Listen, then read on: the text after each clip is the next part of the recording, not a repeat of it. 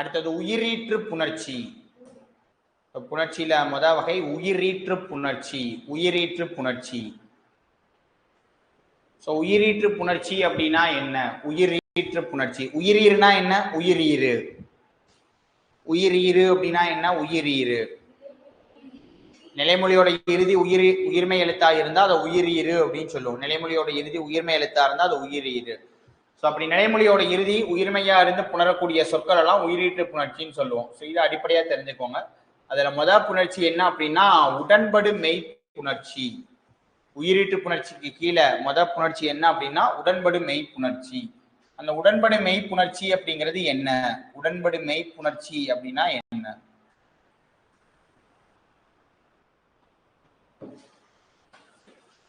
உடம்படு மெய் புணர்ச்சி. உடம்படு மெய் புணர்ச்சி அப்படின்னா என்ன? உடம்படு மெய் புணர்ச்சி.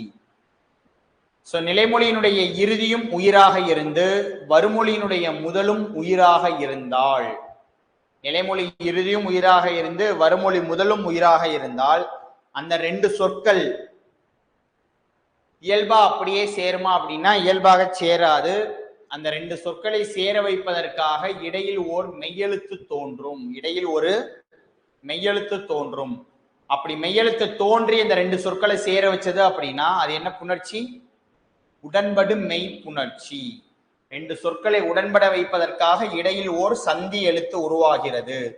அப்படி உடன்படு மெய்யா எந்தெந்த மெய்யெழுத்துகள்லாம் உருவாகும் அப்படின்னா ஈயு இவ்வு அப்படிங்கிற இந்த ரெண்டு மெய்யெழுத்துகள் உருவாகும். உடன்படு மெய் சந்தி எழுத்துகளாக எந்தெந்த எழுத்துக்கள்லாம் உருவாகும் அப்படின்னா ஈ யு அப்படிங்கிற இந்த ரெண்டு மெய்யெழுத்துகளும் உருவாகும். ஈயு இவ்வு உடன்படுமை சந்தி எழுத்துகள். உடன்படுமை சந்தி எழுத்துகள். அப்ப அந்த மெய்யெழுத்துகள் எப்படிலாம் உருவாகும்? சும்மா எப்படி எந்த இடத்துலனாலும் எந்த மெய்யெழுத்துனாலும் உருவாகிருமா அப்படின்னா இல்ல. அந்த ஈ இவ்வுங்கிற அந்த மெய்யெழுத்துக்கள் எதன் அடிப்படையிலாம் உருவாகும்? ஈ இவ்வுங்கிற அந்த ரெண்டு மெய்யெழுத்துக்கள் எதன் அடிப்படையில உருவாகும்? சோ உயிர்முன் உயிரா இருந்தால் அது உடன்படுமைன்னு சொல்லிட்டோம். நிலைமொழி இறுதியும் உயிரா இருந்து வருமொழி முதலும் உயிரா இருந்தா ரெண்டு சொற்கள் சேர்ந்து புணர்வதற்காக இடையில் ஓர் மெய்யெழுத்து தோன்றும். அது உடன்படு மெய் புணர்ச்சி. அப்ப அந்த உடன்படு மெய் எதன் அடிப்படையில உருவாகும்? சோ எனக்கு நிலைமொழியினுடைய இறுதியில் ஈ ஈ ஐ இந்த மூணு உயிரெழுத்து இருந்தால் இடையில என்ன மெய் தோன்றும் அப்படின்னா ஈ அப்படிங்கிற மெய்யெழுத்து தோன்றும். ஈ ஈ ஐயாக இருந்தால் இப்ப இங்க பாருங்க, மணி நிலைமொழி இறுதியில என்ன உயிரெழுத்து இருக்கு? இன்னு கூட்டல் ஈன்னு பிரிப்போம். என்ன உயிரெழுத்து இருக்கு? ஈ. சொத்தி எப்படி பிரிப்போம்? இத்து கூட்டல் ஈ அப்படின்னு பிரிப்போம். ஈ ஈ. கலை கூட்டல் அழகு இல்லு கூட்டல் ஐ. அப்ப ஈ ஈ ஐ இருந்தது அப்படின்னா அந்த சொற்கள் புணர்வதற்காக என்ன மெய்யெழுத்து உருவாகும்? ஈ ஈ ஐவழி எவ்வும் ஈங்கிற மெய்யெழுத்து உருவாகும்.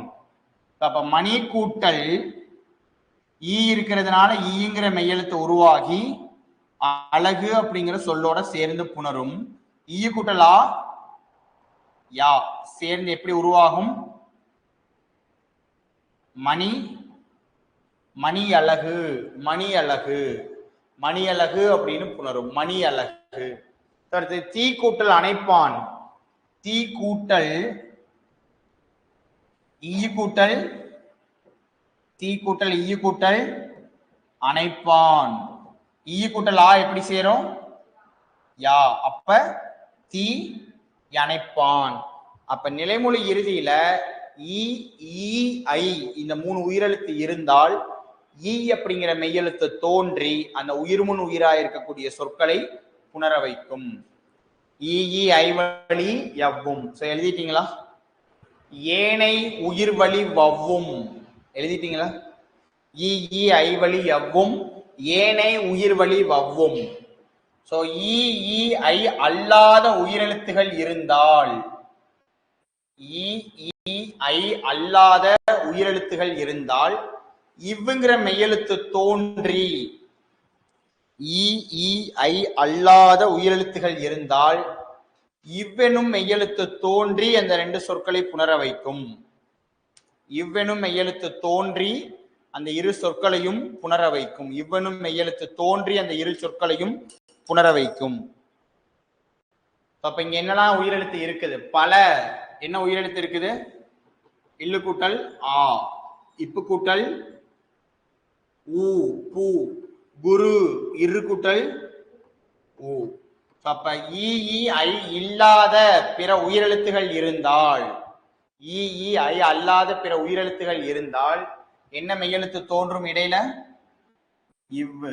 பல கூட்டல் உயிர் பல உயிர், பூ கூட்டல் இனம் பூவினம், குரு கூட்டல் அருள் குருவருள். அப்ப ஈ ஐயா இருந்தால் ஈங்கிற மெய்யெழுத்து தோன்றும். ஈ ஐ அல்லாத உயிரெழுத்துகளாக இருந்தால் என்ன மெய்யெழுத்து தோன்றும்? இவ்வுங்கிற மெய்யெழுத்து தோன்றும்.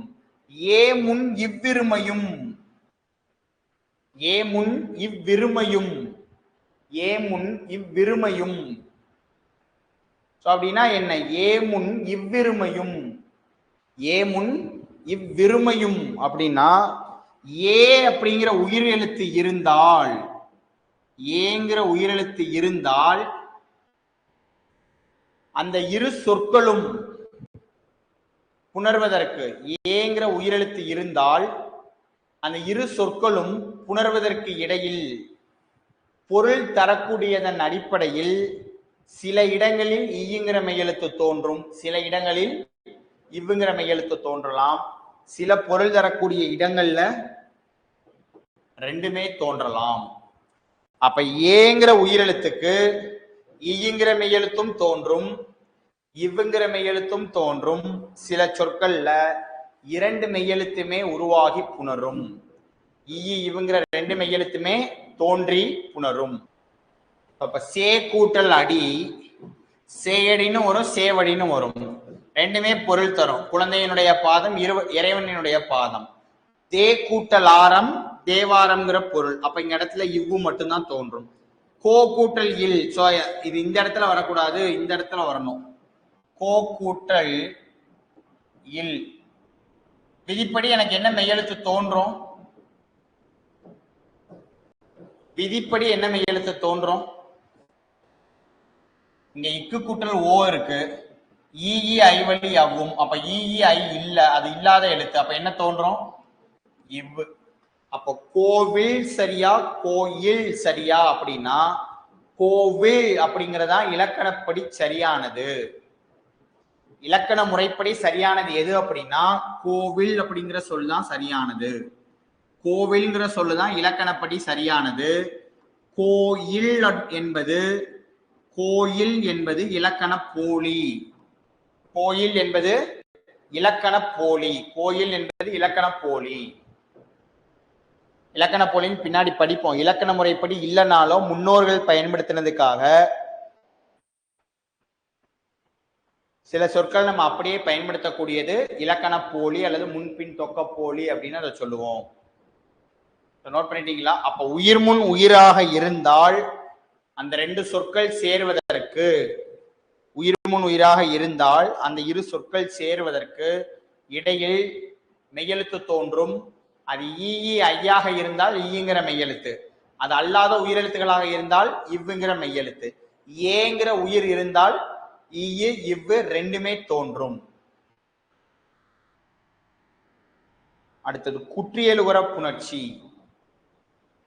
குற்றியலுகர புணர்ச்சி இந்த 15 கொஸ்டின் மட்டும்தான் இலக்கியம். அந்த பகுதியும் புத்தகத்துல இருக்கக்கூடியதை நம்ம படிச்சா ஈஸியா பதில் கொடுக்கக்கூடியதான் நமக்கு கொடுத்துருக்காங்க. ஸோ வெறும் பாடல் வரி 15 கீழ்கணக்கு நூல்கள்ல ஒரு 11 நூல்கள், உரைநடை, கவிஞர்கள், தமிழறிஞர்கள், அவ்வளவுதான். அதெல்லாம் புக்ல எடுத்தோம் அப்படின்னா கடகடன்னு படிச்சோம் அப்படின்னா அந்த 15 கொஸ்டின் அதுல கவர் ஆயிடும். அதுல திருக்குறள் பார்ட்டுக்கு மட்டும் கொஞ்சம் இம்பார்ட்டன்ஸ் கொடுக்கணும்னா ஒரு சில அதிகாரங்கள் நம்ம கிளாஸ்ல அங்கங்க பார்த்துக்கிட்டு இருக்கோம். திருக்குறள் தெளிவா படிச்சுக்கணும். அதுல இருந்து குறைஞ்சபட்சம் நமக்கு 5 கொஸ்டின்ங்கிறது கேட்பாங்க.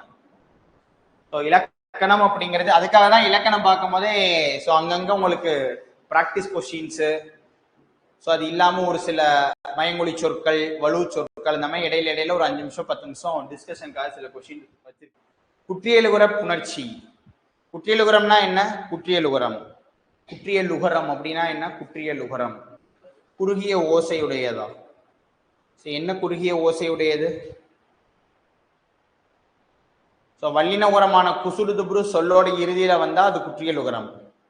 வல்லின உரமான குசுடுதுபுரு சொல்லின் இறுதியில் வந்தால் அது குற்றியல் உகரம். சோ நிலைமொழியில குற்றியல் உகர சொல் இருந்து புணர்ந்தால் எப்படியெல்லாம் புணரலாம்? நிலைமொழியில் குற்றியல் உகர சொல் இருந்து புணர்ந்தால் எப்படியெல்லாம் புணரலாம்? சோ குற்றியல் உகர புணர்ச்சினா நிலைமொழியில குற்றியல் உகர சொல் இருந்தால் அது எப்படிலாம் புணரும், அதை பத்தி படிக்கக்கூடியதான் குற்றியல் உகர புணர்ச்சி. சோ அப்ப இந்த நிலைமொழியில குற்றியல் உகரம் இருந்தால் சோ முதல் விதி என்ன அப்படின்னா, அப்ப காற்று கூட்டல் ஆலை, பங்கு கூட்டல் உண்டு, நன்று கூட்டல் அன்று, நன்று கூட்டல் அன்று, அடுத்து கூட்டல் அடுத்து, அடுத்து கூட்டல் அடுத்து. நிலைமொழியில இருக்கக்கூடிய சொற்கள் எல்லாமே என்னதான்? குற்றியல் உகரம் தானே. நிலைமொழியில இருக்க எல்லாமே குற்றியல் உகரம். சோ அப்படி குற்றியல் உகர சொல்லாக இருந்தால் அந்த குற்றியல் உகர சொல் உகரம் நீங்கி புணரலாம். எப்போ உகரம் நீங்கும்னா, வறுமொழி முதல் எல்லாமே என்ன எழுத்துக்கள் இருக்கு? உயிரெழுத்து. அப்ப நிலைமொழியில குற்றியல் உகர சொல் இருந்து வறுமொழியில் உயிரெழுத்து இருக்கும் போது பெரும்பாலான இடங்களில் நிலைமொழி இறுதியில் உள்ள உகரம் நீங்கி புணரும். நிலைமொழி இறுதியில் உள்ள உகரம் நீங்கி புணரும். உயிர்வரின் உக்குரல் மெய்விட்டு ஓடும். உயிர்வரின் உக்குரல் மெய்விட்டு ஓடும். உயிர்வரின் உக்குரல் மெய்விட்டோடும் அப்படிங்கிற விதிப்படி உகரம் நீங்கும். நீங்கிருச்சுன்னா இந்த மெய்யெழுத்தும் இந்த உயிரெழுத்தும் சேர்ந்து, மெய்யெழுத்தும் உயிரெழுத்தும் சேர்ந்து காற்றாலை, பங்குண்டு, நன்றன்று, அடுத்தடுத்து அப்படின்னு புணரும். அப்ப நிலைமொழி ஈட்டில் குற்றியல் உகரம் இருந்து வறுமொழி முதலில் உயிரெழுத்து வந்தால் ஈட்டில் உள்ள குற்றியல் உகரம் தான் ஏறி இருக்கும் மெய்யெழுத்தை விட்டு ஓடும். புரியுதா விதி என்னன்னு சொல்லிட்டு? அந்த உகரம் அது இருக்கக்கூடிய மெய்யெழுத்தை விட்டு ஓடும். அப்ப மெய்யும் உயிரும் சேர்ந்து உயிர்மெய்யா மாறும். உயிர்வரின் உக்குரல் மெய்விட்டு ஓடும். மெய்யெழுத்தும் உயிரெழுத்தும் சேருதுன்னா புணர்ச்சியில என்ன விதி அப்படின்னா, உடல் மேல் உயிர் வந்து ஒன்றுவது இயல்பே. உடல் மேல் உயிர் வந்து ஒன்றுவது இயல்பே. உடல் மேல் உயிர் வந்து ஒன்றுவது இயல்பே. மெய்யெழுத்தும் உயிரெழுத்தும் அடுத்து இப்ப முதல் உகரம் நீங்கிறதுக்கு உயிர்வரின் உக்குரல் மெய்விட்டோடும். மெய்யும் உயிரும் சேர்றதுக்கு உடல் மேல் உயிர் வந்து ஒன்றுவது இயல்பே. அப்ப உகரம் நீங்கி மெய்யும் உயிரும் சேர்ந்து உயிர்மெய்யாக மாறி புணரும். உயிர்மெய்யாக மாறி புணரும். சோ இது முதல் விதி. சோ ரெண்டாவது விதி, அப்ப நிலைமொழி குற்றியல் உகர சொல்லா இருந்தால் எப்படியெல்லாம் புணரலாம்? நிலைமொழியில குற்றியல் உகர சொல் இருந்தால் எப்படியெல்லாம் புணரலாம்?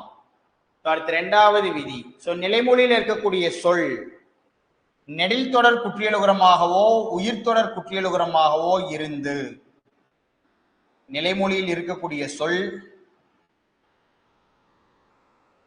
நெடில் தொடர் குற்றியலுகரமாகவோ உயிர் தொடர் குற்றியலுகரமாகவோ இருந்து புணரும் போது, நிலைமொழியில் இருக்கக்கூடிய சொல் நெடில் தொடர் குற்றியலுகரமாகவோ உயிர் தொடர் குற்றியலுகரமாகவோ இருந்து புணரும் போது ஒற்று ரெட்டித்து புணரலாம். இங்க எல்லாமே டகரத்திலையும் ரகரத்திலையும் முடிவடைஞ்சிருக்கா?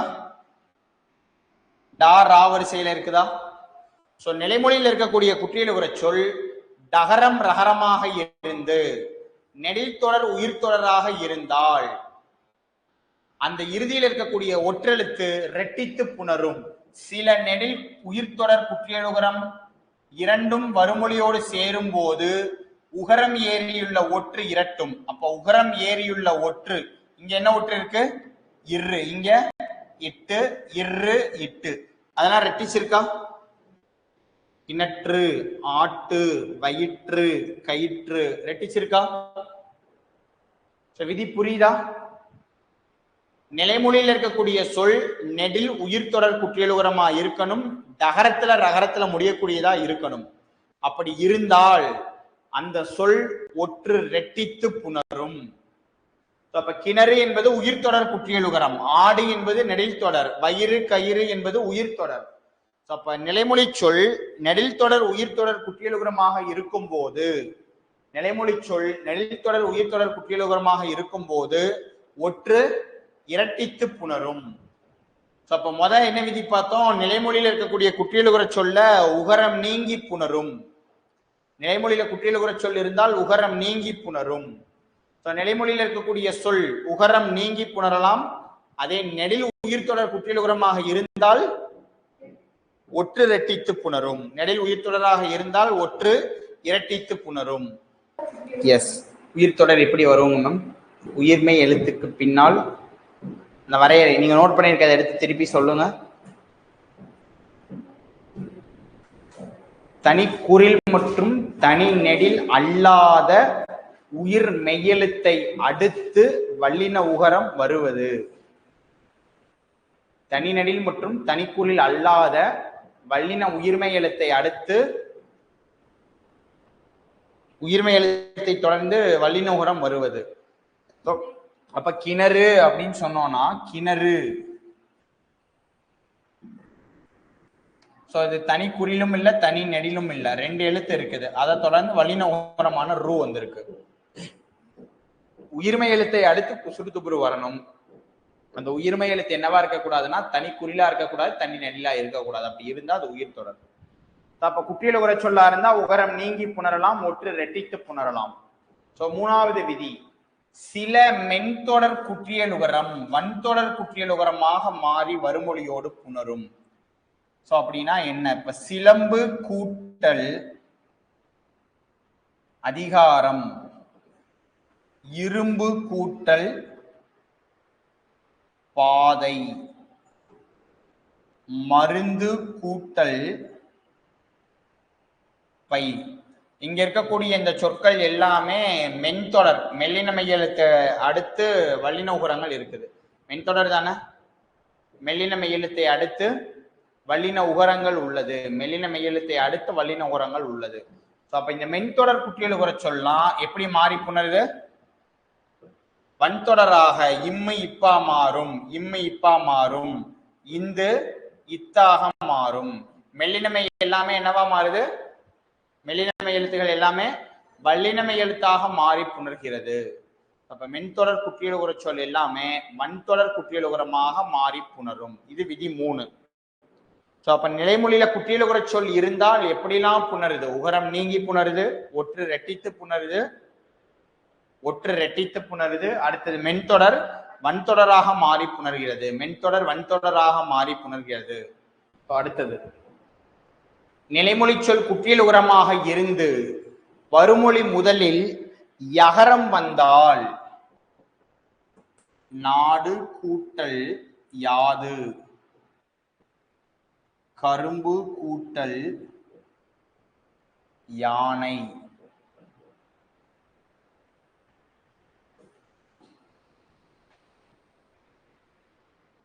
குழல் இனிது கூட்டல் குழல் இனிது கூட்டல் யாழ் இனிது, குழல் இனிது கூட்டல் யாழ் இனிது. நிலைமொழியில் இருக்கக்கூடிய சொற்கள் எல்லாமே குற்றியலுகரம். வருமொழியினுடைய முதல் யகரமாக உள்ளது, வருமொழியினுடைய முதல் யகரமாக உள்ளது. அப்படி நிலைமொழியில குற்றியலுகர சொல் இருந்து வருமொழியில யகரம் வந்தால், நிலைமொழியில் குற்றியலுகர சொல் இருந்து வருமொழியில் யகரம் வந்தால், வருமொழியில் யகரம் வந்தால் குற்றியலுகரம் இகரமாக மாறும். இங்க மாறி இருக்கிறது தெரியுதா? டூ டீயா மாறி இருக்கு, பூ பீயா மாறி இருக்கு, இங்க தூங்கிறது தீயாக மாறியுள்ளது. அப்ப இங்க இருக்கக்கூடிய குற்றியலுகரம் எல்லாமே என்னவா மாறி இருக்கு? இகரமாக மாறியுள்ளது. குற்றியலுகரம் இகரமாக மாறி புணரும், குற்றியலுகரம் இகரமாக மாறி புணரும்.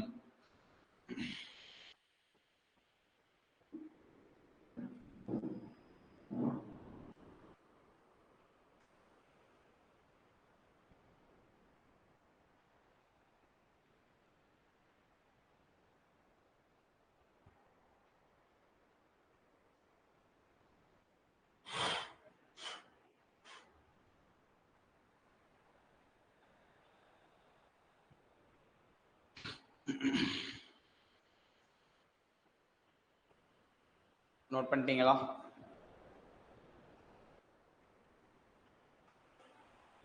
குற்றியலுகரம் இகரமாக மாறி புணரும். குற்றியலுகரம் இகரமாக மாறி புணரும்.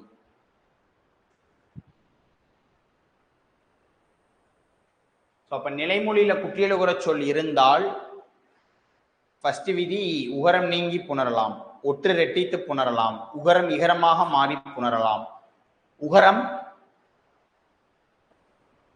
மென்தொடர் வன்தொடராக மாறி புணரலாம். இந்த 4 அடிப்படையில புணரலாம் அப்படின்னு நமக்கு தெரியணும்.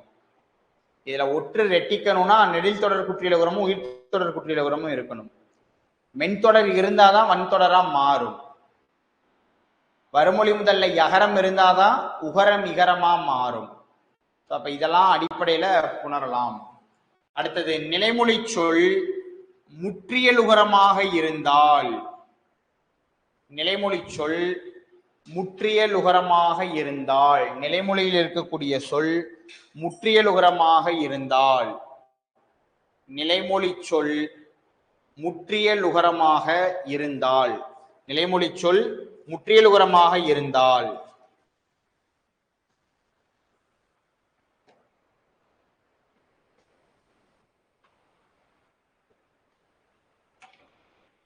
இங்க என்ன மாற்றம் நடந்து புணர்ந்திருக்கு பார்த்தா தெரியுதா? என்ன மாற்றம் நடந்து புணர்ந்திருக்கு?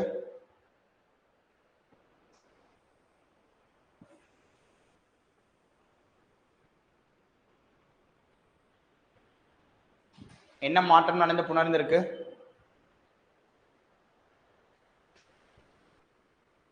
நான் கூட என்ன மாற்றம் நடந்து புணர்ந்திருக்குன்னு கேட்டா மாறி இருக்குன்னு சொல்றாங்கன்னு யோசிச்சேன். என்ன மாற்றம் நடந்திருக்கு? உகரம் நீங்கி புணர்ந்திருக்கு. ஆனா இதெல்லாம் குற்றியலுகர சொல்லா? குற்றியலுகரம் அப்படின்னா நிலைமொழியோட இறுதியில என்ன எழுத்துகள் இருக்கணும்? இதை என்னன்னு சொல்லுவோம்னா முற்றியலுகரம். வல்லின உகரம் அல்லாத மெல்லின உகரமும் இடையின உகரமும் சொல்லோட இறுதியில வந்தா முழுமையா ஒரு மாத்திரை அளவுக்கு ஒலிக்கும், குறைந்து ஒலிக்காது. எப்போ மெல்லின உகரமும் இடையின உகரமும் சொல்லின் இறுதியில் வரும்போது சோ அதை என்னன்னு சொல்லுவோம்னா முற்றியலுகரம் அப்படின்னு சொல்லுவோம். என்னன்னு சொல்லுவோம்? முற்றியலுகரம். அப்ப இந்த இடத்துல உகரம் நீங்கி புணரும். என்ன விதி அப்படின்னா முற்றும் அற்றும் ஒரோ வழி. முற்றும் அற்றும் ஒரோ வழி அப்படிங்கிற விதிப்படி உகரம் நீங்கி புணர்ந்துள்ளது. முற்றும் மற்றும் ஒரோ வழி அப்படிங்கிற விதிப்படி உகரம் நீங்கி புணர்ந்துள்ளது.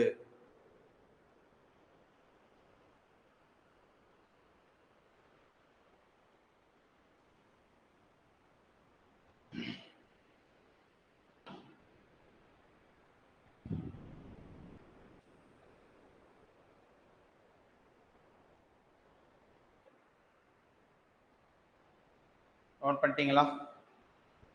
அப்ப இதெல்லாம் தான் குற்றியலுகரம் முற்றியலுகரம் புணர்வதற்கான விதிகள். அடுத்தது இயல்பீறு விதியீறு. இயல்பீறு விதியீறு. சோ அதன இயல்பீறுனா என்ன, விதியீறு அப்படின்னா என்ன? இயல்பீறு விதியீறு. இயல்பீறு அப்படின்னா என்ன, விதியீறு அப்படின்னா என்ன? இயல்பீறுனா என்ன, விதியீறு அப்படின்னா என்ன?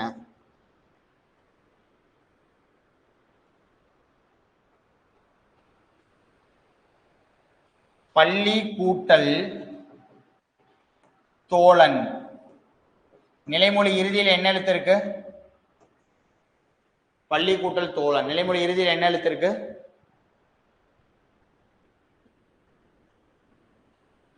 நிலைமொழி இறுதியில என்ன எழுத்து இருக்கு? உயிர்மெய். அது என்னன்னு சொல்லுவோம்? நிலைமொழி இறுதியில் உயிர்மை எழுத்து இருந்தால், உயிர்மை எழுத்து இருந்தால், நிலைமொழி இறுதியில் உயிர்மை எழுத்து இருந்தால் அது என்னன்னு சொல்லுவோம்? உயிர்மை எழுத்து இருந்தால் உயிரீறு. நிலைமொழியோட இறுதியில உயிர்மை எழுத்து இருந்தால் அது உயிரீறு. உயிரீறு. வருமொழியினுடைய முதல் அது விட்டுருங்க. அடுத்த சொல் பாருங்க. நிலம் கூட்டல் தலைவர். நிலம் கூட்டல் தலைவர் எப்படி புணரும்? நிலத்தலைவர் அப்படின்னு புணரும். நிலம் கூட்டல் தலைவர் எப்படி புணரும்? நிலத்தலைவர் அப்படின்னு புணரும். நிலம் கூட்டல் தலைவர் நிலத்தலைவர்னு புணரும். இந்த இடத்துல இம்மு நீங்கிரும். நீங்கிருச்சுன்னா இங்க என்ன எழுத்து இருக்கு? உயிர் மெய். உயிர்மை தானே? லாங்கிறது உயிர்மை தானே? உயிர்மை. அப்ப இங்கேயும் உயிர்மை இருக்கிறது. இங்க லா அப்படிங்கிறது என்ன எழுத்து தான்? உயிர் மெய்தான். அப்ப இது இயல்பாகவே இருக்கக்கூடிய உயிரீறு. இங்க விதியின் அடிப்படையில இம்முங்கிற மெய்யெழுத்து நீங்கினதுக்கு அடுத்து உயிரீறு இருக்கிறது. அப்ப மெய்யீட்டு புணர்ச்சி உடல் மேல் உயிர் வந்து ஒன்றுவது இயல்பே. அடுத்தது ஒற்று இரட்டல். அப்ப மெய்முன் உயிராக இருந்தால் எல்லா இடத்திலுமே இயல்பாக புணருமா? மெய்முன் உயிராக இருந்தால் எல்லா இடங்களிலுமே இயல்பாக புணருமா அப்படின்னா இல்ல. மெய்முன் உயிராக இருந்தால் எல்லா இடத்திலுமே இயல்பாக புணருமானா இல்ல. வருமொழியினுடைய முதல்ல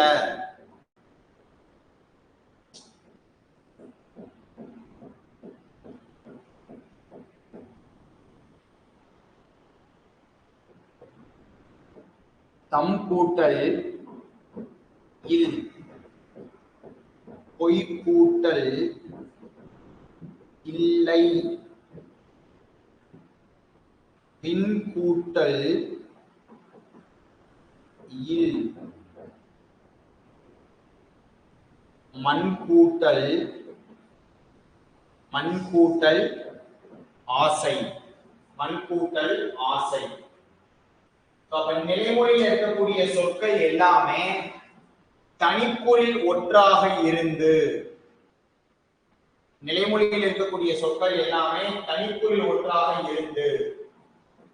வறுமொழியினுடைய முதல் ஒற்றாக உயிரெழுத்தாக இருந்தால், நிலைமொழி சொல் தனிப்பொருள் ஒற்றாக இருந்து, நிலைமொழியில் இருக்கக்கூடிய சொற்கள் தனிப்பொருள் ஒற்றாக இருந்து வறுமொழியினுடைய முதலெழுத்து உயிராக இருந்தால் தனிப்புரில் முன் ஒற்று உயிர்வரின் இரட்டும்.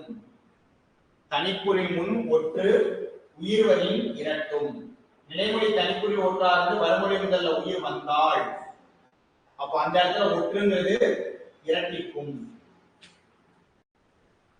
தனிப்புரில் முன் ஒற்று உயிர்வரின் இரட்டும். தனிப்புரில் முன் ஒற்று உயிர்வரின் இரட்டும். அப்ப தம் இல் அப்படின்னா இம்முங்கிற மெய்யெழுத்து தோன்றி இம்மு கூட்டல் ஈ மீ அப்படின்னு மாற்றம் அடையும்.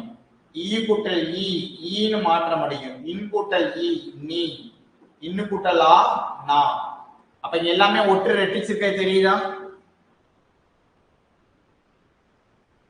எனக்கு இயல்பா பிரிக்க தனித்தனி சொற்களா இருக்கும் போது ஒரு ஒற்றெழுத்து தான் இருக்கு. ஆனா நிலைமொழியில் இருக்கக்கூடிய சொல் தனிப்பொருள் ஒற்றாக இருந்து வறுமொழி முதலில் உயிரெழுத்து வந்தால், நிலைமொழி தனிப்பொருள் ஒற்றாக இருந்து வறுமொழி முதலில் உயிர் வந்தால் ஒற்று இரட்டித்து புணரும். புரியுதா? அடுத்தது மகரையீற்று புணர்ச்சி.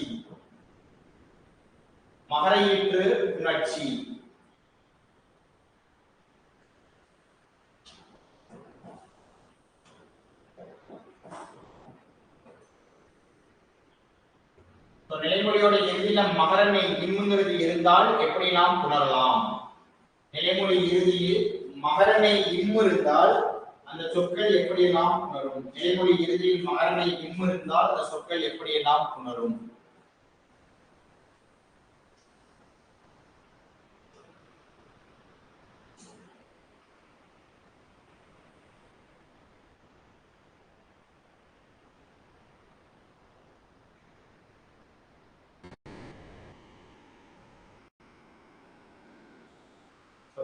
முதல் விதி பாருங்க. மகர இறுதி சொல் வல்லினம் வர நிலைமொழி மகரம் கெட்டு அங்க வந்த வல்லினம் தோன்றும். முதல் எடுத்தவொடனே ஒரு சந்தேகம் கேட்டிருந்தீங்களா, ஏன் அந்த இடத்துல கெடுதல் அப்படிங்கிறது இம்மு இக்காக மாறி இருக்கு அப்படின்னு கேட்டிருந்தோம். அந்த இடத்துல இம்மு இக்காக மாறாது. எனக்கு இம்முங்கிற மெய்யெழுத்து நீங்குனா எப்பெல்லாம் வறுமொழி முதல்ல வல்லினம் வருதோ அப்பெல்லாம் அந்த மெய்யெழுத்து அந்த இடத்தில் தோன்றும். அதான் அந்த விதியை பாருங்க. மகர இறுதி சொல் வறுமொழி முதலில் வல்லினம் வர நிலைமொழி இறுதியில் இருக்கக்கூடிய மகரம் கெட்டு அங்கு வந்த வல்லினம் தோன்றும். எங்கு வந்த வல்லினம்? வறுமொழி முதலில் வந்த வல்லினம் தோன்றும். அப்ப நிலைமொழியில இறுதியில மகரனை இருந்தால் மகரனை நீங்கி வல்லினமை தோன்றி புணரலாம். நிலைமொழியில மகரமையில முடியக்கூடிய சொல் இருந்தால் மகரமை நீங்கி வல்லின மெய்யெழுத்து தோன்றி புணரும். வல்லின மெய்யெழுத்து தோன்றி புணரும். அடுத்தது இரண்டாவது விதி. விதி 2 மெல்லெழுத்து மிகுதல். வல்லினத்திற்கு இனமான மெல்லின எழுத்து தோன்றி புணர்தல். வல்லினத்திற்கு இனமான மெல்லின எழுத்து தோன்றுதல் எப்படி தோன்றும்? உளவும் கூட்டல் தென்றல் இங்க தாக்கு இனமான இந்துங்கிற மெய்யெழுத்தாக மாற்றம் அடையும். நாம் கூட்டல் கல் காக்கு இனமான இம்ங்கிற மெய்யெழுத்து இங்குங்கிற மெய்யெழுத்தா மாற்றம் அடையும். இங்க கா இருப்பதால் காக்கு இனமான இங்குங்கிற மெய்யெழுத்தாக மாற்றம் அடையும். இன எழுத்துக்கள் பார்த்தோம், ஞாபகம் இருக்கா? வல்லின எழுத்துக்கள் கசர்த்தப்படுகிறது, மெல்லின எழுத்துக்கள் நினைவுக்கு இன எழுத்துக்களாக அமையும் பார்த்தோம். இக்கு இச்சு இக்கு இக்கு இக்கு இரு இங்கு பார்த்தோம், ஞாபகம் இருக்கா? நெஞ்சன.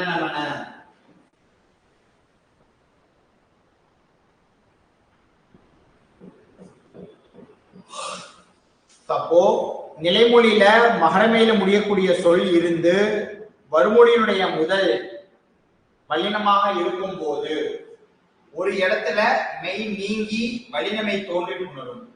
இன்னொரு இடத்துல என்ன ஆகும்? இங்க இருக்கக்கூடிய இந்த மகரமை வன்மைக்கு இனமா திரிபவும் ஆகும். அப்படின்னா அதோட பொருள் என்னன்னா, வன்மைனா வல்லினம், வல்லினத்துக்கு இனமான மெல்லினமாக திரியும். தெரியுதா? மாற்றமடைதா? இம் இந்தாக மாறும், இம் இங்காக மாறுகிறது. எப்படி மாறுது? வல்லினத்திற்கு இனமான மெல்லின மெய்யெழுத்து என்னவோ அந்த மெல்லின மெய்யெழுத்தாக இம்மெனும் மெய்யெழுத்து மாற்றம் அடைகிறது. புரியுதா? அப்ப நிலைமொழி இறுதியில் மகரமை இருந்தால் மகரமை நீங்கி வல்லின மெய்யெழுத்து தோன்றி புணரலாம்.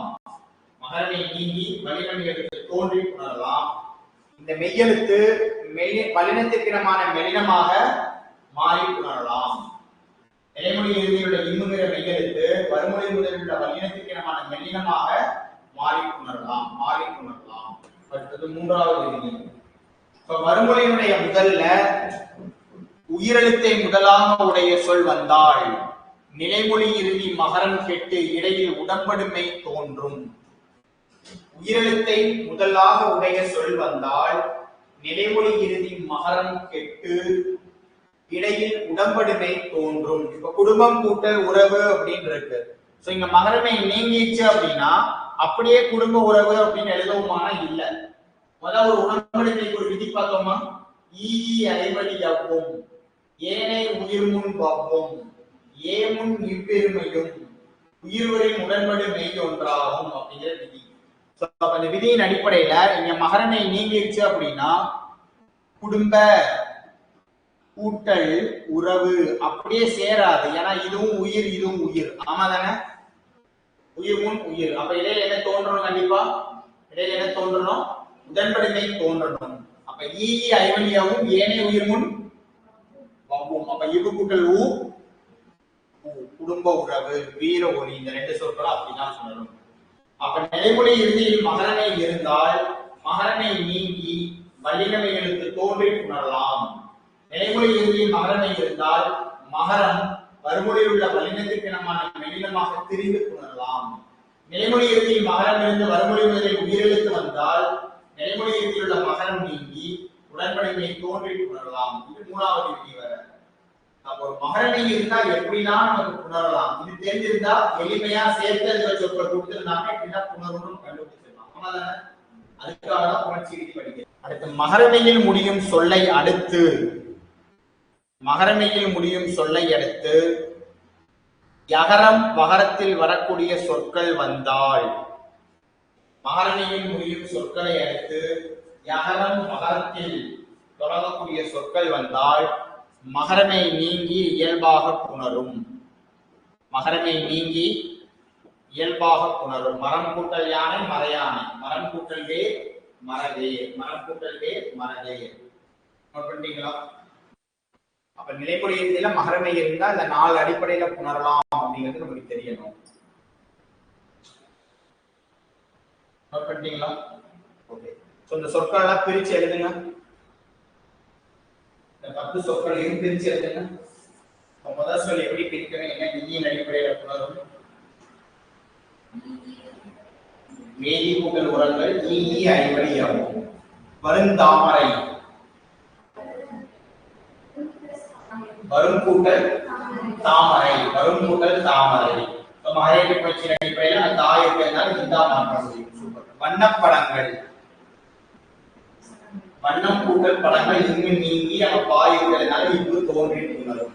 அடுத்த சொல் தன்னாடு. தன் கூட்டல் ஆடு தனிக்குள் ஒன்று ரெட்டித்து புணரும்.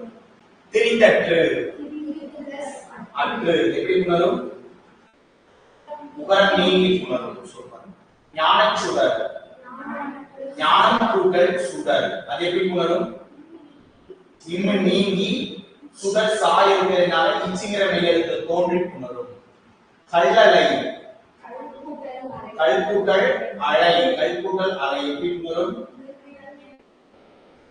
தனிக்குறி ஒன்று ரெட்டிக்கு அதுக்கு உடல்மை உயிர் வந்து ஒன்று படி புணரும். எனப்படுவது யாது? யாது யாரும் இருக்கிறதுனால உகரம் நிகரமா மாறி எனப்படுவது யாது புணரும். அரவணை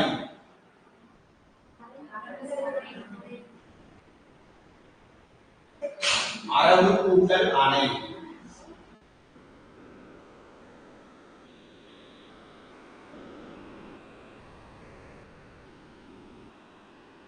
அரவு கூட்டல் அணை அரவு கூட்டல் அணை. கோட்டோவியம் கோட்டோவியம் கோடு கூட்டல் ஓவியம் ஒட்டு ரெட்டிக்கு புணரும். கோடு கூட்டல் ஓவியம் ஒட்டு ரெட்டிக்கு புணரும். தனிக்குறில் மட்டும்தான்.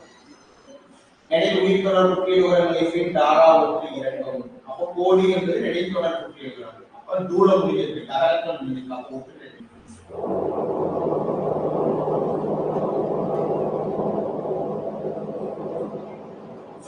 புறங்கூறாமை புறங்கூறாமை புறங்கூறாமைனா என்ன? புறங்கூறாமை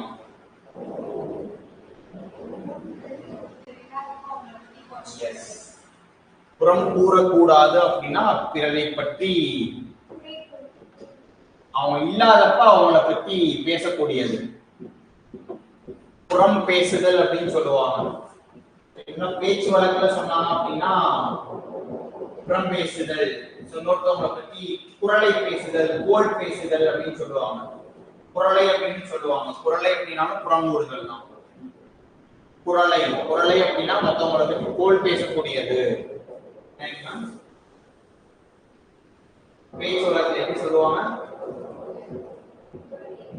ஏன் சாம புரணி பேசுதல் அப்படின்னு சொல்லுவாங்க. அதுதான் புறம் பேசுதல். சரிதான். அறங்கூறான் அல்ல செய்யணும் ஒருவன் புறங்கூறான் என்றால் இனிது. அறச்செயலை செய்யல அப்படின்னு சொன்னா கூட பரவாயில்ல. அறத்தையே செய்யலனாலும் பரவாயில்ல. அறன் வெளியே பின்பற்றனாலும் பரவாயில்ல. ஆனால் அவன் எந்த பெயர் வாங்க கூடாது?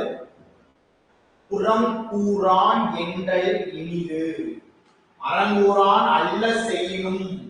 அறத்தை கூறாதவனா இருந்தாலும் அறத்தின் அடிப்படையில் இல்லைனாலும் புறம் கூறானாக இருத்தல் வேண்டும். அறத்தையே செய்யனாலும் பரவாயில்ல. ஆனால் புறம் கூறாமைங்கிறப்ப கிட்ட இருக்கணும். மற்றவங்களை பத்தி தவறா பேச கூடாது. அறநடி அல்லவை செய்தலின் தீதே புறநடி பொய்த்து நகை. அரணை அழித்து தீமை செய்வதை விட அறநடி அறத்தை அழித்து பாவத்தை செய்வதை விட அறத்தை அழித்து பாவத்தை செய்வதை விட தீதே புறநழி பொய்த்து நகை. தீதே புறநழி பொய்த்து நகை அப்படின்னா என்ன? அவங்க இல்லாதப்போ அவங்களை பத்தி தவறா பேசிட்டு அவங்க நேர்ல பார்க்கும்போது சிரிச்சு அந்த நகையா பேசக்கூடியது. அதாவது புன்சிரிப்போட பேசுற மாதிரி நடிக்கக்கூடியது. அது அதை விட மோசமானதுன்னு சொல்றாங்க. அறத்தை அழித்து பாவத்தை செய்வதை விட தீமையானது எது அப்படின்னா ஒருவன் இல்லாத போது அவரை பற்றி புறங்கூறி அவர் இருக்கும் போது நல்லவர் போல் அவர் முன் வேடமிட்டு நடிப்பது. அது வந்து தீமையானது.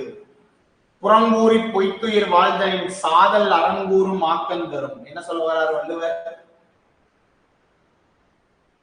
புறம் மத்தவங்களை பத்தி தப்பா பேசி அந்த நடிப்போட உயிர் வாழ்வதை விட சாவதை மேல் அப்படின்னு சொல்லி சொல்றாங்க. எந்த சாவதை மேல்? அறநூல்கள் கூறக்கூடிய நல்ல வழியின்படி உயிரை துறப்பதே மேலானது. மற்றவங்களை பத்தி பொய் பேசி அவங்க முன்னாடி நினைச்சு உயிர் வாழ்வதை விட உயிர் துறப்பதே மேலானது அப்படின்னு சொல்லி சொல்றாங்க. பெரும்பாலான இடங்கள்ல வள்ளுவர் உயிர் துறத்தலை பத்தியும் உயிர் இல்லாதவர்கள் அப்படின்னும் மரத்தோடு ஒப்பத்தக்கது அப்படின்னு சொல்லியிருப்பாரு. அதெல்லாம் இருக்கு அப்படின்னா அந்த அளவுக்கு ஒரு கருத்தை வலியுறுத்த வரார் வள்ளுவர். புறமுறுதல் இருக்கக்கூடாது, நீ அப்படி மற்றவங்களுக்கு தப்பா பேசினா நீ உயிரோட இல்லாமே போயிடலாம் அப்படிங்கிற அளவுக்கு இந்த இடத்துல கருத்தை வலியுறுத்த வரார். கண்ணின்று கண்ணற சொல்லினும் சொல்லற்க முன்னின்று பின்னோக்கா சொல். நேருக்கு நேரா நின்று அவங்க மனதை துன்புறுத்துறபடி எத்தனை வார்த்தை வேணாலும் பேசிடலாம். ஆனா அவர்கள் இல்லாத போது அவர்கள் பின் எந்த ஒரு தவறான வார்த்தையும் பேசக்கூடாது. கண் நின்று கண் அற சொல்லினும் சொல்லற்க முன் நின்று பின்னோக்கா சொல். அவங்களை பத்தி புறம் பேசுதல் இருக்கக்கூடாது. நேருக்கு நேரம் எவ்வளவு பெரிய வார்த்தை கூட பேசிடலாம், ஆனால் புறம் கூறுதல் கூடாது. அறஞ்சொல்லும் நெஞ்சத்தான் அன்னை புறஞ்சொல்லும் பொய்மையால் காணப்படும் புண்மையால் காணப்படும். அறஞ்சொல்லும் நெஞ்சத்தான் அண்மை. அறத்தையே பேசுறதா அவர்கிட்ட சொல்லுவோம், ஆனா உண்மையிலே அறநெறியை பின்பற்றவே மாட்டான். அவன் அப்படி அறநெறியை பின்பற்றாதவன் அப்படிங்கிறது எதன் மூலமா தெரிஞ்சுக்கலாம் அப்படின்னா, மற்றவங்களை பத்தி புறங்கூறுதல் அந்த ஒரே ஒரு குணத்தின் மூலமாக மட்டுமே அவன் அறநெறியை பின்பற்றாதவன் அப்படிங்கறத தெரிஞ்சுக்கலாம். அவன் ஒருவன் அறநெறியில் இருந்து விலகி இருப்பதை, இந்த அண்மை அப்படின்னா விலகி இருக்கிறது பொருள். புறஞ்சொல்லும் உண்மையால் காணப்படும். அவன் புறங்கூறுதல் அப்படிங்கிற இழிவான செயலை செய்வதன் மூலமாகவே அவன் அறநெறியை பின்பற்றாதவன் அப்படிங்கிறதை அறிந்து கொள்ள முடியும். பிறன்பலி கூறுவான் தன்பலியுள்ளும் திறன் தெளிந்து கூறப்படும். அருமையான பொருள். பிறன்பலி கூறுவான், மற்றவங்களை பத்தி நம்ம தவறா பேசுறோம் அப்படின்னா நம்மளை பத்தி 1000 விஷயத்தை ஆராய்ச்சி நம்ம குற்றத்தை சொல்றதுக்காக ஒருத்தங்க காத்துக்கிட்டு இருப்போம் அப்படின்னு சொல்றது. பிறன்பலி கூறுவான் தன்பலி உள்ளும், நம்மளோட பழியில சும்மாலாம் இல்ல, இருக்கிறதுலே என்ன பெருசா தப்பு செஞ்சிருக்கான் அப்படிங்கிறத தேர்ந்தெடுத்து ஆராய்ந்து நம்மளை பத்தி நிகழ்ச்சி சொற்கள் பேசுவார்கள். அப்ப மற்றவங்களை பத்தி பழி பேசுறதுக்கு முன்னாடி, புறம் கூறுவதற்கு முன்னாடி நம்மளை பத்தி தெரிஞ்சுக்கிட்டு அடுத்தவங்களை பத்தி பேசணும். அப்படி பிறரை பழி கூறும் போது தன் பழியுள்ளும் திறன் தெரிந்து கூறப்படும். நம்மளோட நல்லதுல எது நல்லதுகளை எடுத்து பேசுறாரு. நம்ம கொடிய குணங்கள்லயே தீய குணங்கள்லயே கெட்ட குணம் எது அப்படிங்கிறத தேர்ந்தெடுத்து நம்மளை பத்தி பழிச்சொற்கள் பேசுவார்கள் அப்படின்னு சொல்லி சொல்றாங்க. பிறன்பலி கூறுவான் தன்பலியுள்ளும் திறன் தெரிந்து கூறப்படும். பகச்சொல்லி கேலி பிரிப்ப நகைச்சொல்லி நட்பாளர் தேற்றாதவர். புறங்கூறுதல்ல ஒரு மிக முக்கியமான குணமா புறங்கூறுதல் அப்படிங்கறது சேவை செய்யக்கூடியவர்களுக்கு இருக்கக்கூடியது. அவங்க நினைச்சாங்க அப்படின்னா போய் 2 பேரை பத்தி தப்பா பேசி பிரிக்கிறதுக்கு பதிலா 2 பேரோட நண்பர்களா சேர்ந்து நண்பர்களா மாறலாம். ஆனா அவங்க குணம் அப்படி இருக்குமானா இருக்காது. பகச்சொல்லி இல்லாததெல்லாம் சொல்லி அந்த நட்பு கேலி பிரிப்பர், அந்த நட்பு பிரிச்சிருவாங்க. யாரு? நகைச்சொல்லி நல்ல சொற்களை பேசி நட்பை உருவாக்கி கொள்ள இயலாதவர்கள். துணியார் குற்றமும் தூற்றும் மரபினர் என்னை ஏதிலார் மாட்டு. என்னை கொள் ஏதிலார் மாட்டு. துண்ணியார் அப்படின்னா நண்பர் அப்படின்னு பொருள். துண்ணியார் அப்படின்னா உறவினர் அல்லது நண்பர்கள் அப்படின்னு பொருள். துண்ணியார் குற்றமும் தூற்றும் மரபினார். துண்ணியார் குற்றமும் தூற்றும் மரபினார். துண்ணியார் குற்றமும் தூற்றும் மரபினார். துண்ணியார் அப்படின்னா நண்பர் அப்படின்னு பொருள். நண்பன் செய்யக்கூடிய அந்த குற்றத்தையே, நண்பனின் குற்றத்தையே தூற்றக்கூடியவர்கள், நண்பனின் குற்றத்தையே தூற்றக்கூடியவர்கள் நண்பன் அல்லாதவர்கள் இடத்தில் எத்தகைய தன்மையோடு நடந்து கொள்வார்கள். ஒரு நண்பனா கூட இருக்கிறவனை பத்தியே புறம் பேசுறான் அப்படின்னா அயலாளர்கள் கிட்ட எப்படிலாம் நடந்துக்குவாங்க, அதை விட மோசமா நடந்துக்குவாங்க அப்படின்னு சொல்லி சொல்ல வர்றாங்க.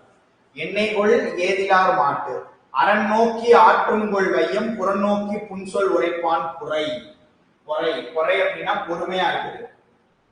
எது பொறுமையா இருக்குது அப்படின்னா இந்த பூமி. இந்த பூமியோட கடமை என்ன? இங்க இருக்கக்கூடிய உயிரினங்கள்லாம் சுமந்து அந்த பாரத்தை தாங்கி நிற்கணும். ஆனால் அதுதான் அந்த பூமி தாயினுடைய அறநெறி. அப்படி ஒரு அறநெறியா இருக்கிறதுனால மட்டும்தான் இந்த புறம் கூறக்கூடியவர்களையும் அந்த பூமி தாய் தாங்கி கொண்டிருக்கிறாளோ அப்படின்னா அவங்க எல்லாம் தாங்கக்கூடாது, மண்ணோடு மண்ணா உள்ள போகணும்னு சொல்லி சொல்றாரு. புறம்புறுதல் பண்பு இருக்கக்கூடியவர்களையும் அறம் அப்படிங்கிற ஒரே பண்பால் மட்டுமே இந்த பூமி தாய் தாங்கிக் கொண்டிருக்கிறாளோ அப்படின்னு கேள்வியா கேட்கிறார். அரண் நோக்கி ஆற்றும் கொள் வையம், புறநோக்கி புன்சொல் உரைப்பான் குறை. புறநோக்கி புன்சொல் உரைப்பான் குறை. ஏதிலார் குற்றம் போல் தன் குற்றம் காண்பின் தீதுண்டோ மண்ணும் உயிருக்கு. இந்த குரல் தெரியும். அயலவர்களை பற்றி குறையை காண்பதை போல ஒவ்வொருத்தவங்களும் அவங்களுடைய குற்றத்தை ஆய்ந்து அதிலிருந்து தெளிவுபடுத்தி விட்டார்கள் என்றால் இங்க யாருக்குமே எந்த தீங்குமே கிடையாது. மற்றவங்களை பற்றி குறை கூறுவதை நிறுத்திவிட்டு அவங்க தான் தன்னுடைய குறைகளை அறிந்து சரி செய்து கொண்டாலே இந்த உலகத்தில் வாழக்கூடிய எந்த உயிரினத்திற்கும் எந்த தீங்குமே கிடையாது அப்படின்னு சொல்லிட்டு இது ஒரு முக்கியமான அதிகாரம் தான்.